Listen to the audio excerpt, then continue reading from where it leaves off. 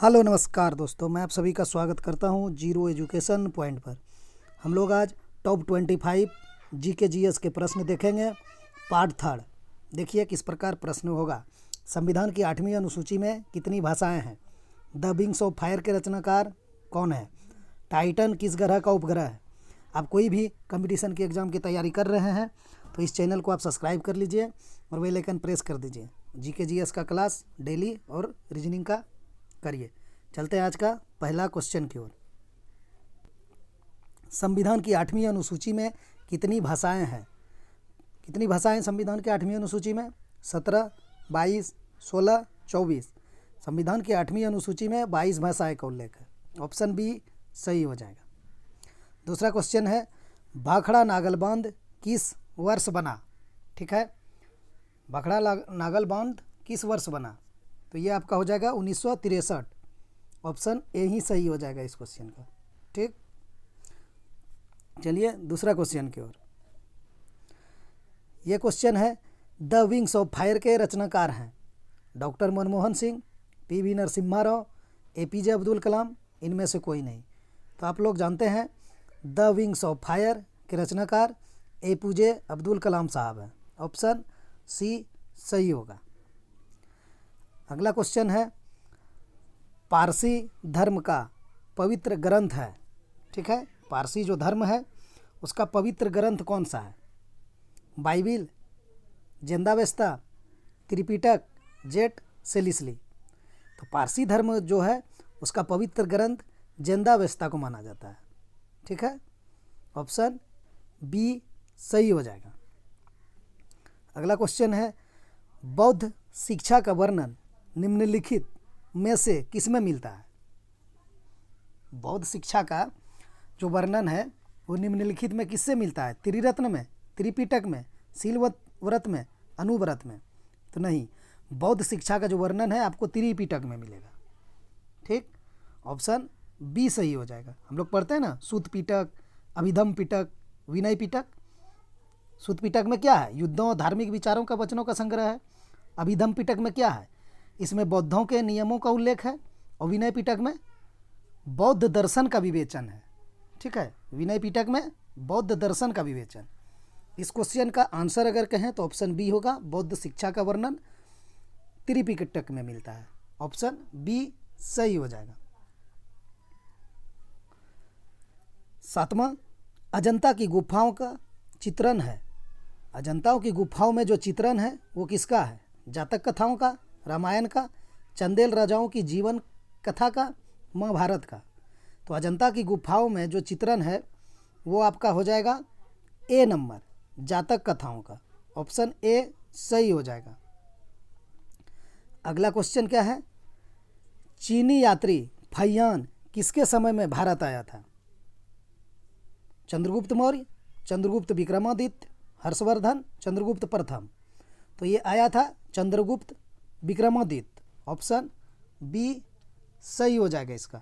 आप लोग कमेंट में बताएंगे चंद्रगुप्त विक्रमादित्य को और कौन नाम से जाना जाता है? इनको एक नाम से और जाना जाता है, चंद्रगुप्त विक्रमादित्य को। कभी कभी ऑप्शन में ये नहीं डाल के आपको वो वाला नाम डाल देगा। तो आप लोग कमेंट में करिए चंद्रगुप्त विक्रमादित्य को और एक नाम से जाना जाता है, उस नाम को आप लोग कमेंट करेंगे। इसका आंसर हो जाएगा चीनी यात्री फैयान। फैयान नाम था उनका, जो चीनी यात्री था। किसके शासन में भारत आया था, यानी किसके शासन के समय में? तो चंद्रगुप्त विक्रमादित्य हो जाएगा। 8 का बी हो जाएगा। चलते हैं 9th क्वेश्चन की ओर।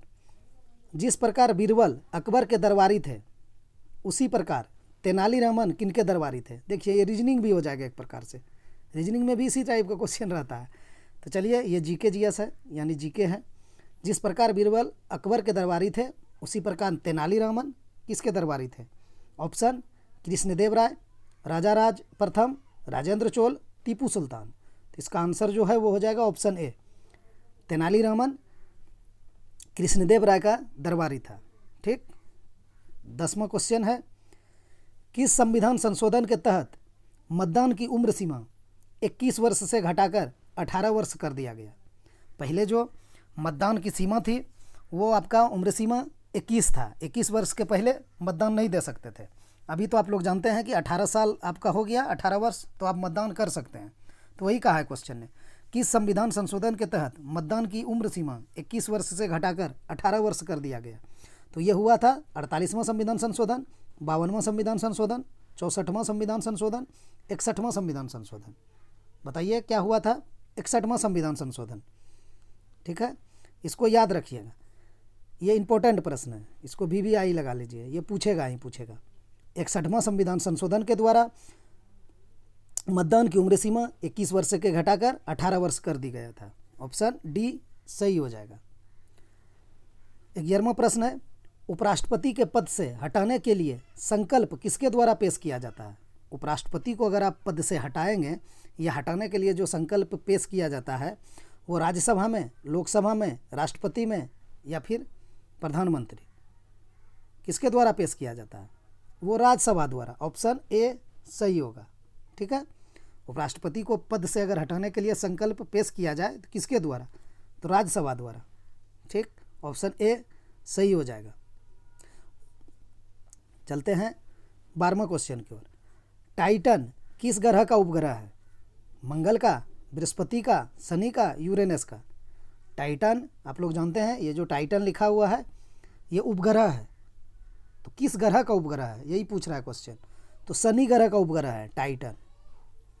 चलते हैं 13वां क्वेश्चन की ओर।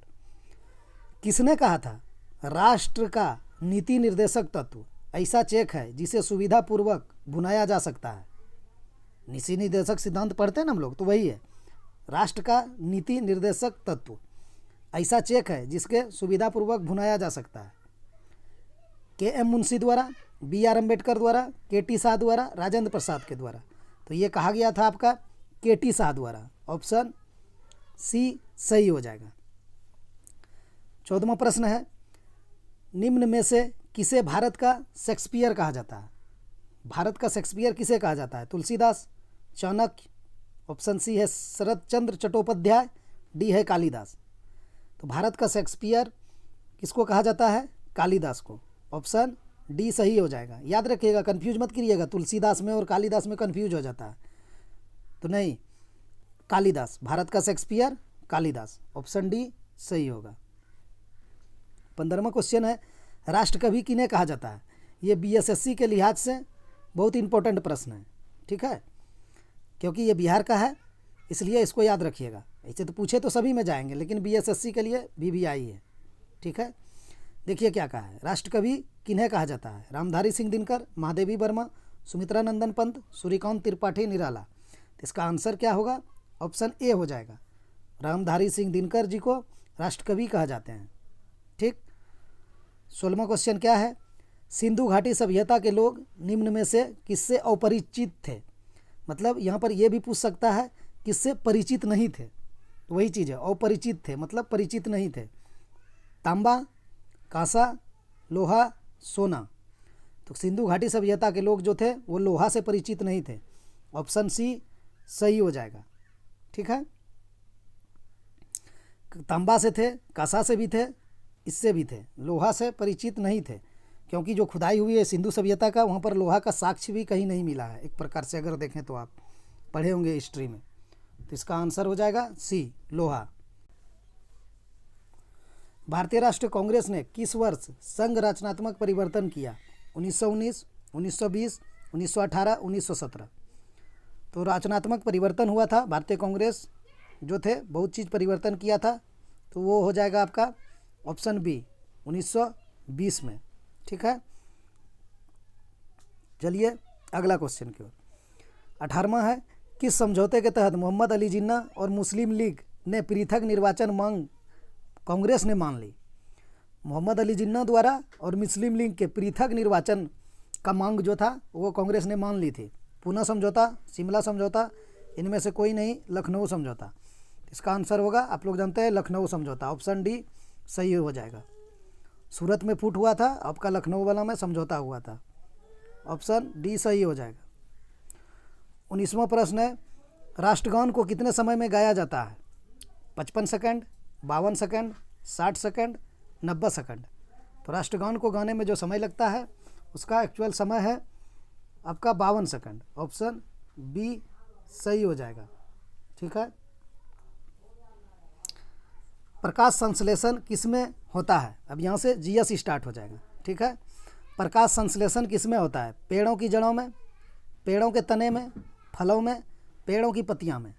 प्रकाश संश्लेषण जो होता है वो पेड़ों की पत्तियां में होता है। ऑप्शन डी इसका सही होगा। अगला क्वेश्चन है, मलेरिया कौन से मच्छर के काटने से होता है? ए में है एंडीज, सीसी, क्यूसेक, मादा एनोफिलीज। तो इसका आंसर होगा ऑप्शन डी, मादा एनोफिलीज। 22 है, केचुए से क्या लाभ मिलता है? केचुआ जो होता है उससे क्या लाभ मिलता है? यह परितंत्र को संतुलित रखता है, यह मच्छरों का लार्वा खाता है, यह एक अच्छा भोजन है, यह ज़मीन को उपजाऊ बनाता है। तो केचुआ जो है वो ज़मीन को उपजाऊ बनाता है, ठीक है। ऑप्शन डी सही हो जाएगा। इसे किसान का मित्र भी बोला जाता है। ऑप्शन डी सही हो जाएगा। 23वां क्वेश्चन है, निम्न में से कौन सा रस भोजन का पाचन कराता है? पीतरस, इंसुलिन, सेमोटोस्टेटिन, ग्लूकागॉन यानी ग्लूकागॉन। इसका आंसर हो जाएगा ऑप्शन ए, पीतरस। निम्न में कौन सा रस भोजन का पाचन कराता है? तो पीतरस हो जाएगा। ऑप्शन ए सही होगा। 24 है, समुद्र के जल में क्या पाया जाता है? लोहा, जस्ता, टीन, आयोडीन। तो हम लोग जानते हैं समुद्र के जल में नमक पाया जाता है।